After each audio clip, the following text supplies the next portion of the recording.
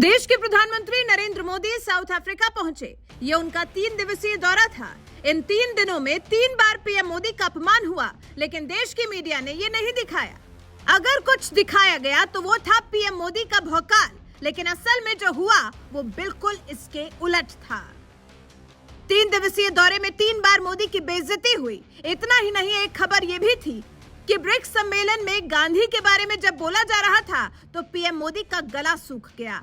दक्षिण अफ्रीका के दौरे के वक्त 3 बार अपमान हुआ। सबसे पहले जब पीएम मोदी साउथ अफ्रीका पहुंचे तो वहां उनका स्वागत किया गया। दक्षिण अफ्रीका की मीडिया की रिपोर्ट्स में बताया गया कि साउथ अफ्रीका के राष्ट्रपति रामाफोसा ने खुद चीन के राष्ट्रपति शी जिनपिंग का स्वागत किया, लेकिन भारत के पीएम मोदी का स्वागत करने के लिए उन्होंने अपने कैबिनेट के एक मंत्री को भेज दिया। हालांकि मीडिया रिपोर्ट्स का दावा है कि साउथ अफ्रीका के इस कदम का भारत में कड़ा विरोध भी किया गया।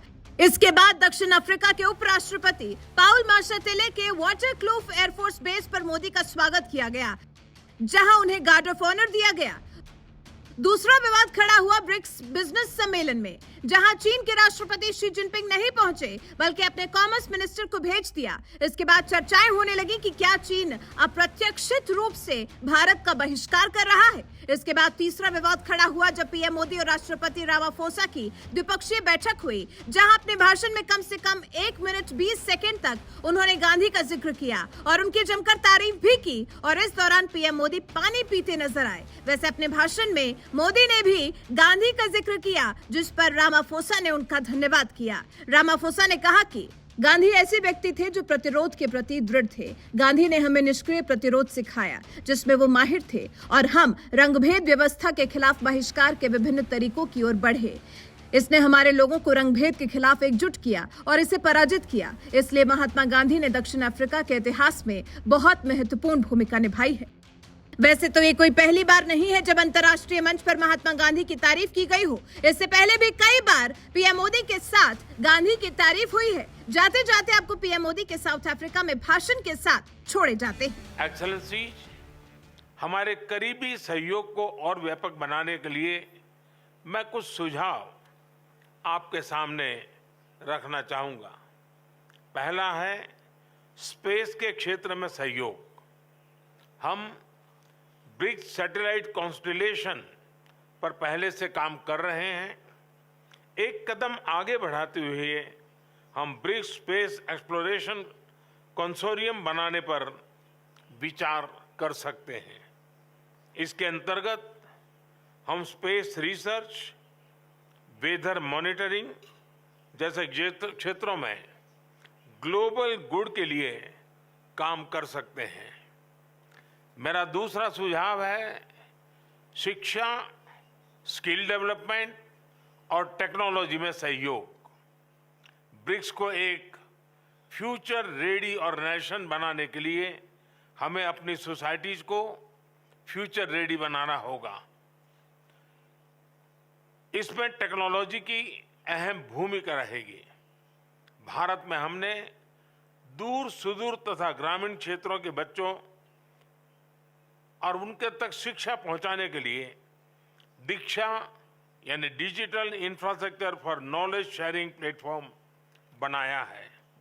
साथ ही स्कूल के विद्यार्थियों के बीच इनोवेशन को बढ़ावा देने के लिए हमने देश भर में 10,000 अटल टिंकरिंग लैब्स बनाए हैं। भाषा संबंधी बाधाओं को हटाने के लिए भारत में AI based language platform Bhashini का इस्तेमाल किया जा रहा है। वैक्सीनेशन के लिए कोविन प्लेटफॉर्म बनाया गया है। डिजिटल पब्लिक इंफ्रास्ट्रक्चर यानी इंडिया स्टैक के माध्यम से पब्लिक सर्विस डिलीवरी को रिवॉल्यूशनराइज किया जा रहा है। विविधता भारत की एक बहुत बड़ी ताकत है।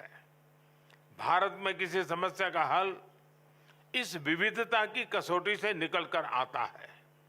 इसलिए ये सॉल्यूशंस विश्व के किसी भी कोने में आसानी से लागू हो सकते हैं। इस संदर्भ में भारत में विकसित इन सभी प्लेटफॉर्म्स को ब्रिक्स पार्टनर्स के साथ साझा करने में हमें खुशी होगी।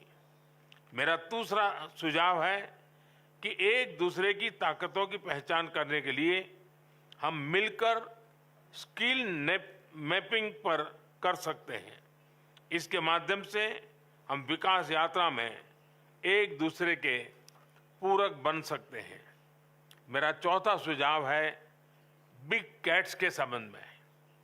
ब्रिक्स के 5 देशों में बड़ी संख्या में विभिन्न प्रजातियों के बिग कैट्स पाए जाते हैं। इंटरनेशनल बिग कैट अलायंस के अंतर्गत हम इनके संरक्षण के लिए साझा प्रयास कर सकते हैं। मेरा 5वां सुझाव है ट्रेडिशनल मेडिसिन को लेकर।